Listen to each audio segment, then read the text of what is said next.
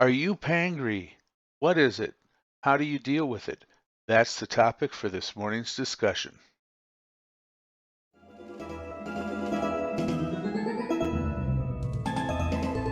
Good morning and welcome to the Chronic Pain Call-In Show, the only show about chronic pain where you can call in live. I'm your host, Josephofborg. I'm here every Sunday morning at 8 a.m. Pacific Time. I look forward to talking to you. Good morning, and this morning we're going to talk about being Paingry. For those of you who don't know what that is, we're going to discuss how you deal with it, how to recognize it, how it affects your interactions with your loved ones and people that you deal with. So for those of you who don't know, the easiest and quickest way for me to probably describe it is many people have heard the term hangry. When you're hungry, in fact, you're so hungry that you're angry, you get short-tempered and pissed off. Well, hangry is really related to that, except for instead of hunger, it has to do with your chronic pain. A lot of people are really paingry when they first get diagnosed or when they first learn about chronic pain. When they're trying to come to an acceptance, a lot of people are bitter and resentful, but that's not just what I'm talking about today. Although that is a very real factor. Those of you who have heard me talk before know that I believe until you come to the terms of the new you, go through some process of grieving the old you, you can't move on when you have a chronic illness, especially a pain-related chronic illness. But beyond that, day to day, hey, good morning. Give me a thumbs up or just a okay if everything sounds good and it's streaming all right. Michelle, good to see you. Jenny, good to see you. Appreciate you joining this morning. Now, it helps if you have really attentive loved ones. My wife, who's a huge blessing to me, I often joke that I must have done something in a previous life to deserve her. She's gotten to the point that she can tell simply by the tone of my voice when my pain is getting out of control, so to speak. So for those of us who have chronic pain, we do what we can to manage our chronic pain. But if you're like me, there's a lot of boom and bust cycle, for lack of a better term. I've talked about it a lot of times. I think a lot of us have a tendency to be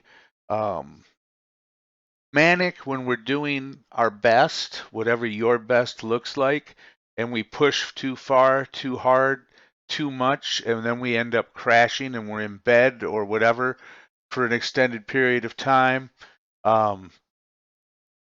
So we get into this boom bust cycle. It can really feel kind of bipolar. That's why I refer to it as surfing the wave, trying to stay in that sweet spot, trying to shoot the tube, if you will, rather and avoid those drastic highs and lows. But despite our best efforts to manage our pain when we're out, or maybe weather changes or whatever happens to affect you and your pain management, the pain gets elevated, and it can affect everything else going with you. And of course, that when your pain starts rising, it's natural to have fear about it, or if you're having a high pain day, it's easy to get caught in the cycle of worrying and wondering about, is it going to stay like this? Is it going to come back down? Is this my new normal or my newest normal? And of course, all that angst and all that stress only drives the hormones that increase your pain level, and it can become a very vicious spiral in a big hurry. But I think it's important to talk to your loved ones about this kind of situation and explain Paingry to those who are close to you so that they can watch for it and they can identify it and not, or at least try not to take it really personally. I often joke that my wife is crazy, but she's predictably crazy. I know when she is acting outside her normal parameters of crazy. So when something completely out of character occurs, I'm able to step back a little bit and examine it or ask her, "Hey, is something going on?" Then usually my next question is it related to me? If it's not related to me, not necessarily my job to fix it. Lisa, I can understand. I was first diagnosed with some back problems at 17, and I'm now going to be 52 on the 1st. Um, yeah, it's the pain anxiety circle, Michelle. That's a great way to explain it. So, and like I pointed out, my wife has gotten to the point where she pays enough attention and she's alert to the situation that she can actually tell by the tone of my voice. She'll ask me, "Is your pain ramping up? Is your pain getting away from you?" Um, if you can discuss this in advance, if you can talk about it with your loved ones in a calm manner, um, in advance, then you can simply acknowledge it. And it's tough sometimes to tell, but I feel myself getting pissy, for lack of a better term, and intolerant. And the way I say things feels uh, confrontive and combative. Um, and then there's also sometimes I think I happen to go the opposite extreme and I'll get kind of passive aggressive with it. But I really uh, sometimes just have to take ownership of it and tell my wife, "Hey, my pain's ramping up. I don't mean that to sound the way it came off." We have to take some humility and we have to acknowledge that it's difficult for our loved ones to watch us struggle. It's difficult for our loved ones to know that we're in pain and we have health issues that they can't do anything about. I know personally, having parented children, one of the worst situations for me with my children has been when they're sick and I can't do anything about it. It can make them very powerless and feel bad. So when you get snippy and pangry and they get uh, confrontive in return, it can really cause unnecessary strife and hardships on your interpersonal relationships, both with your loved ones and your friends and whatnot. Um,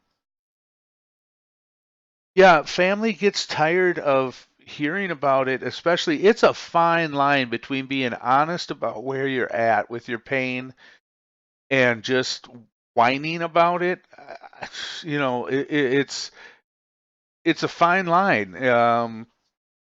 Generally, what I do with my wife in the morning when we're having our coffee is she'll ask me how I'm doing for the day, and I give her two numbers on a scale of 1 to 10, 10 being uh, zero. I mean, and I can't remember the last time I had zero pain. Um, to a 10 pain scale, and also a 0 to 10 for my emotional state. That way, she kind of has an idea what to expect from me. She's learned if she sees that it's cloudy and crappy here in Las Vegas, that passes as bad weather.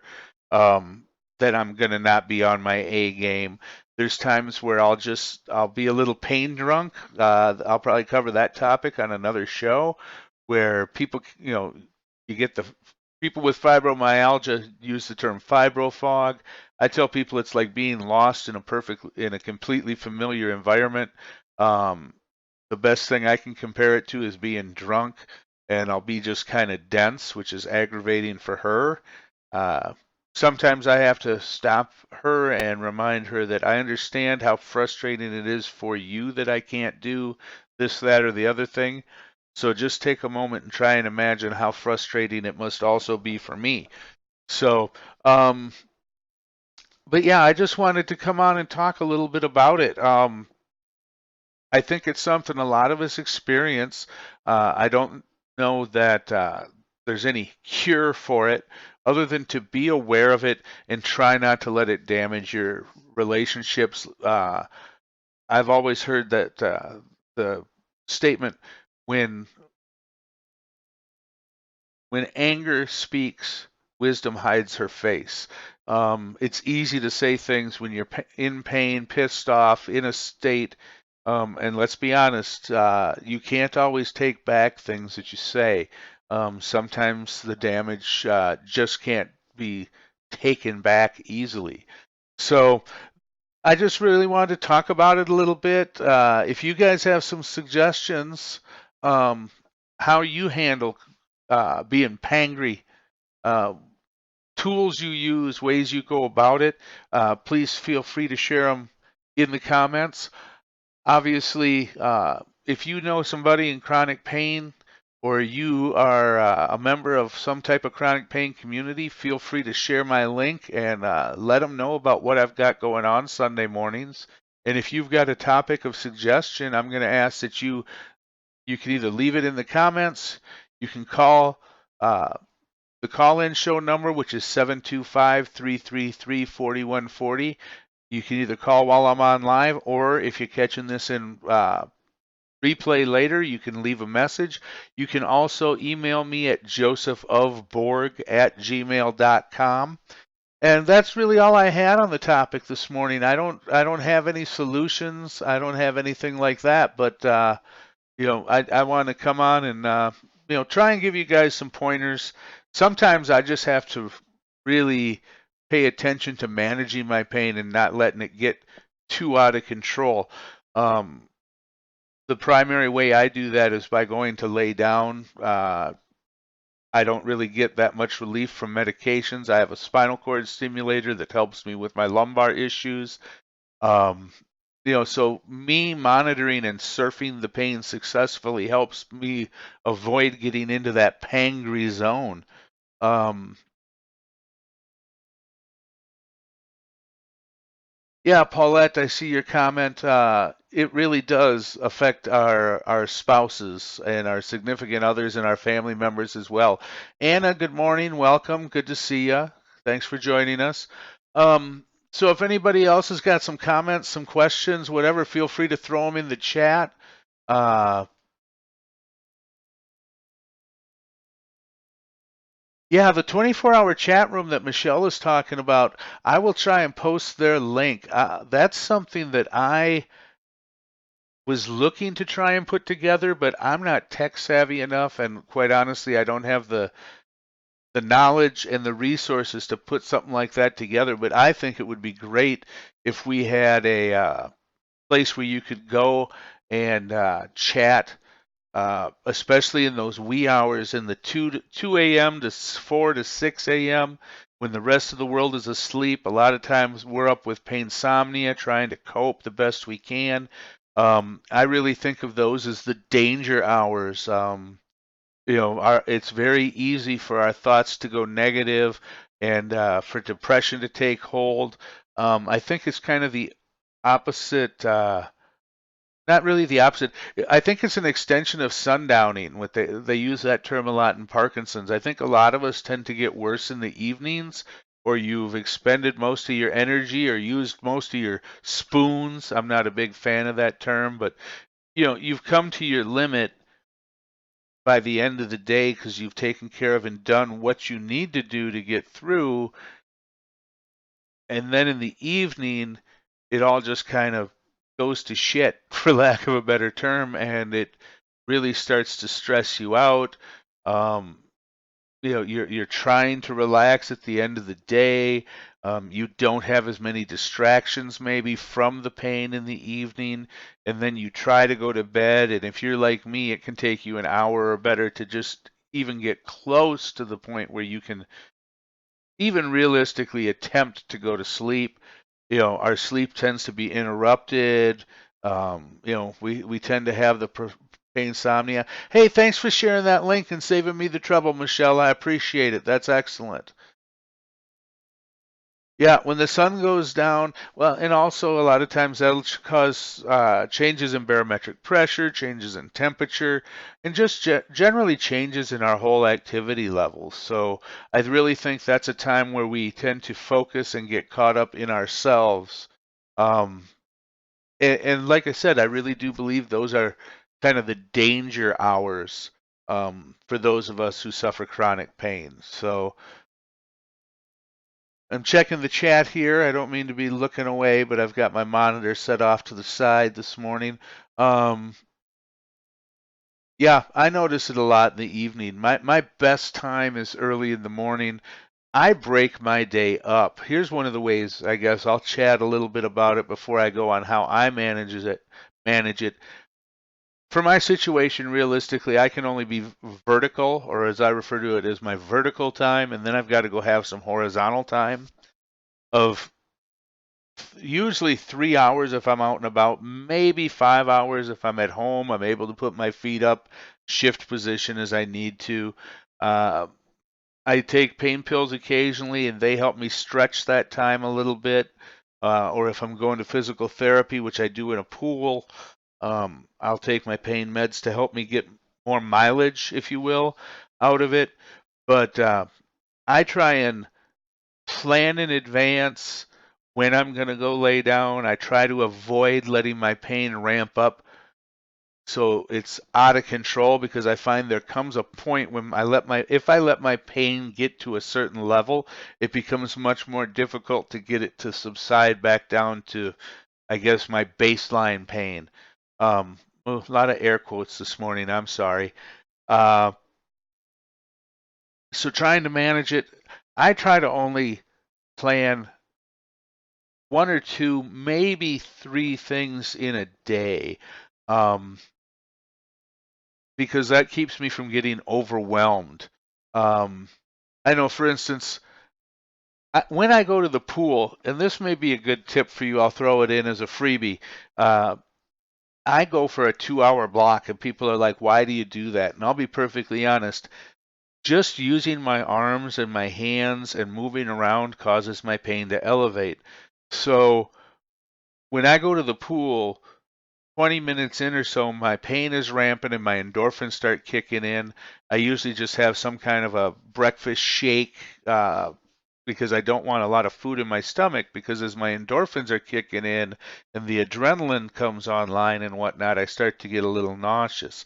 I expect it, I've gotten used to it, but I just don't care to be in the pool with a full stomach or have a lot of food in my stomach when that happens. But once I hit my endorphin rush, which I've heard runners refer to it as the runner's high. Now, I don't run. If you ever see me and I'm running, you should probably start running too. Um, but I get into the zone where the endorphins are helping me manage the pain. So at that point, I might as well push it while the endorphins, get it while the getting's good. Once I've gone through the nausea and the discomfort of getting to the pool and getting started, I don't want to quit as soon as I get started, so to speak. So then I'll spend my usually a 2 hour block in the pool. Then, if we have to make a quick stop at the grocery store or something, I use a cart as a walker, and I'll stop and look at stuff I'm really not interested in, just to stop walking and take a little break, rather than just standing in the middle of the aisle like an idiot, and hit the grocery store, get home, and then it's back to horizontal time. And that's usually going to be a couple of hours if I've been in the pool, and then I'll get back up and I'll have some afternoon time, evening time when my wife will help me make dinner, and sit and have dinner, maybe watch some TV. But yeah, I try and break it up so I don't have too many things. I try to only have one productive out of the house event a day. So if I have a doctor's appointment, that's it for the day. Not everybody has that luxury, obviously. Not everybody can manage things that way. A lot of people have more demands on them than I do. uh, but that's really how I try to keep my pain from running away from me to avoid getting into the Paingry zone. So, or Paingry. I'm not sure how to pronounce it. I guess it doesn't matter. It's the idea that counts. So, um, that's all I've really got for this morning. I want to thank you guys and gals for tuning in. I really appreciate it. Um, Knowing that I'm reaching people and making a difference and helping people really makes this all worthwhile. I've got links to my other Facebook pages in the description. I've got one for people who are looking into spinal cord stimulators or have one called Spinal Cord Stimulator Success Stories. Obviously, I've got this one that I do every Sunday morning called the Chronic Pain Call-In Show. I also have a page called Surfing the Pain, and of course, there's my character page, Joseph of Borg. I call myself that because I'm a Trekkie fan, or I guess I'm a Trekkie, and I also happen to have a spinal cord stimulator. So since I have a computer attached to my spine that lets me walk, it just kind of seemed like a a good pen name, so to speak, to come up with. So with that, if you care to if you care to donate or help me, I really aspire to being able to broadcast both to YouTube and Facebook at the same time is my next ambition. Uh, I don't have the resources, I don't have the bandwidth. It's going to take me some capital to do that. So if you would like to make some kind of contribution, there's a link in the comments and description today that I just started using. Um, with that, I'm going to get out of here for the day. I thank you as always for watching. I value your time. Please do comment and make suggestions and help me help you. With that, Joseph of Borg, one love. I'm out of here.